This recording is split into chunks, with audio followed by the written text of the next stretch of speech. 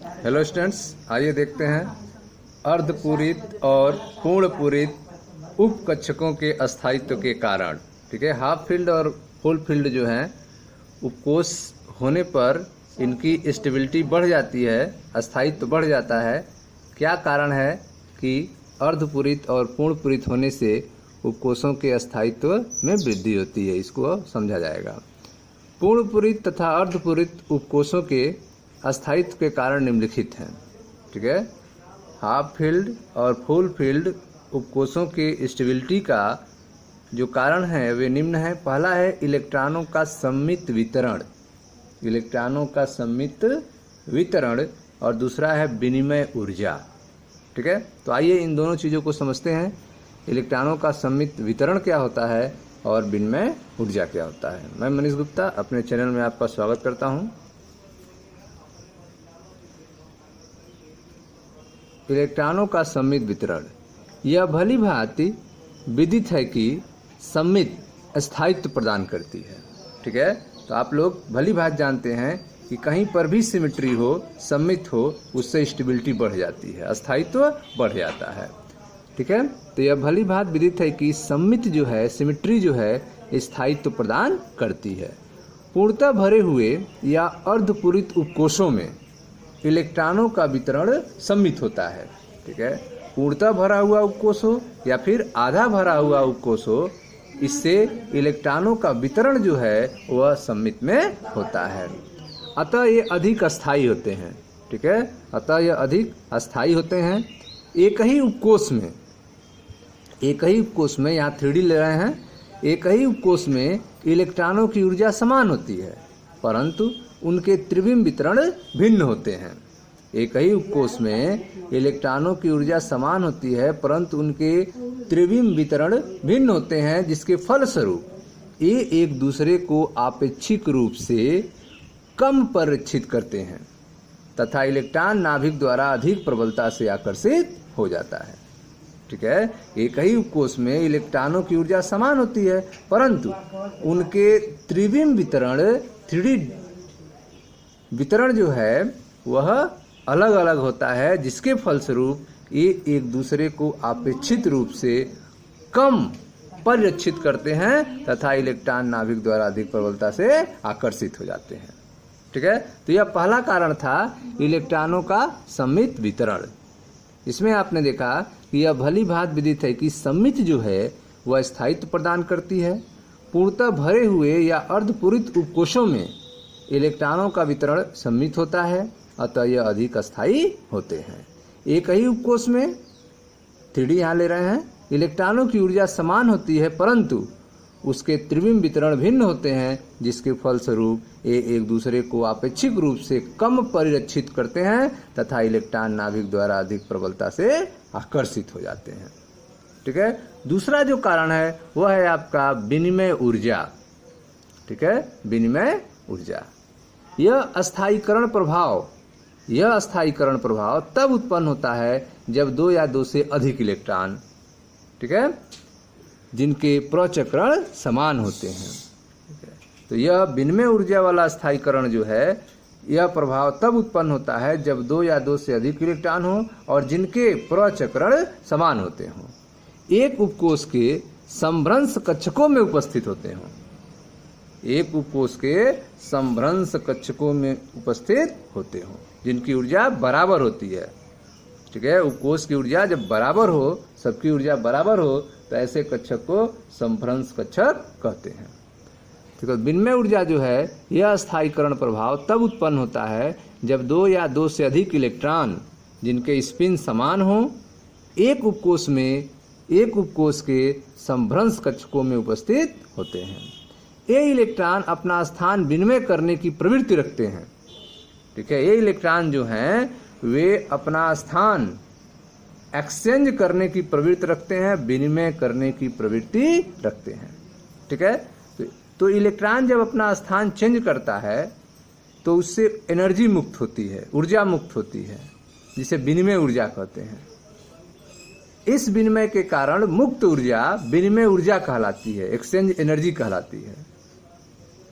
संभावित विनिमय की संख्या तब अधिक होती है जब उपकोष पूर्णतः भरे हुए या अर्धपूरित होते हैं। ठीक है, विनिमय की संख्या तब अधिक होगी जब उपकोष पूर्णतः भरे हों या अर्धपूरित होते हैं। उस समय जो है विनिमय ऊर्जा का मान जो है अधिक होएगा, ज़्यादा एनर्जी मुक्त होगी, जिससे स्टेबिलिटी ज़्यादा बढ़ जाएगी। इसके फलस्वरूप विनिमय ऊर्जा अधिकतम होती है तथा इसी प्रकार अस्थायित्व भी अधिकतम होता है। तो जब विनिमय ऊर्जा अधिकतम होगा तभी अस्थायित्व भी अधिकतम होगा। देखें, जैसे यहाँ पे आप देख रहे हैं कि यह डी ऑर्बिटल है, जिसमें यह 5 उपकोष दिखाया गया है और पांचों में इलेक्ट्रॉन जो हैं एक स्पिन में है। सबके स्पिन क्या है, समान है, सबके प्रचक्रण समान है। ठीक है, अब फर्स्ट वाले इलेक्ट्रॉन का देखा जाए तो फर्स्ट वाले इलेक्ट्रॉन द्वारा 4 विनिमय संभव है। ये 4 जगह जो है अपना स्थान बदल सकता है, एक्सचेंज कर सकता है।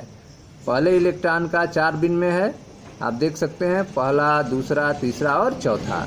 यह पहला इलेक्ट्रॉन जो है यह पहला विनिमय है इसका, यह दूसरा है, यह तीसरा है और यह चौथा है। तो एक इलेक्ट्रॉन 1 के द्वारा 4 विनिमय हो सकता है।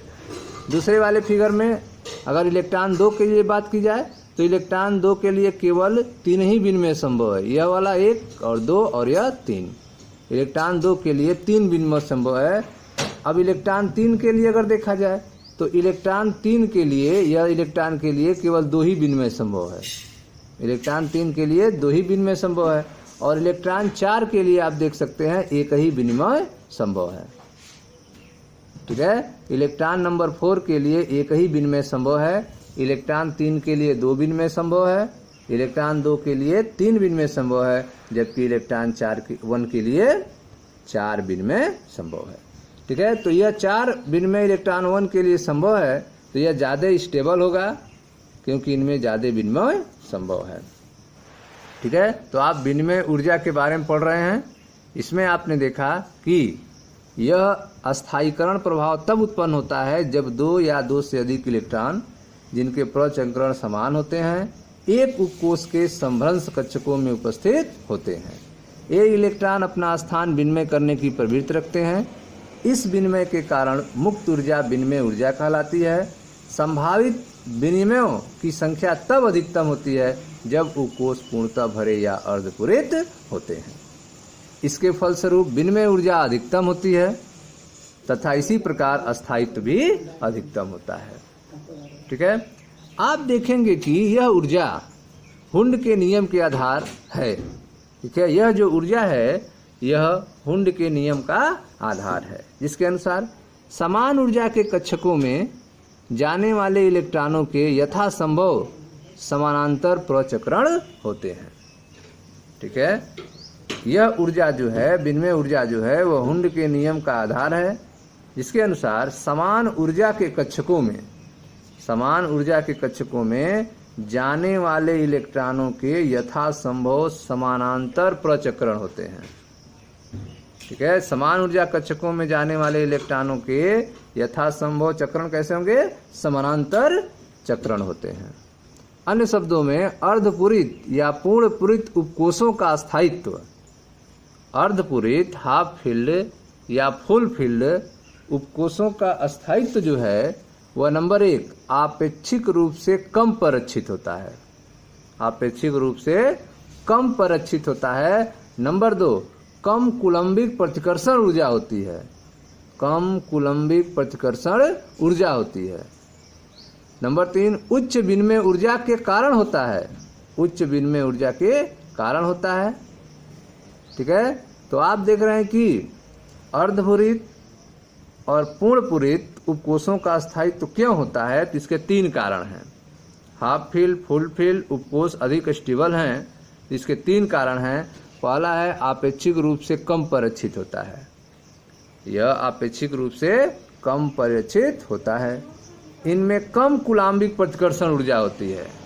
प्रतिकर्षण की जो इलेक्ट्रॉन में रिपल्सन होता है उसकी ऊर्जा कम होती है, कम कूलम्बिक प्रतिकर्षण ऊर्जा होती है। और तीसरा विनिमय ऊर्जा इनमें अधिकतम होता है।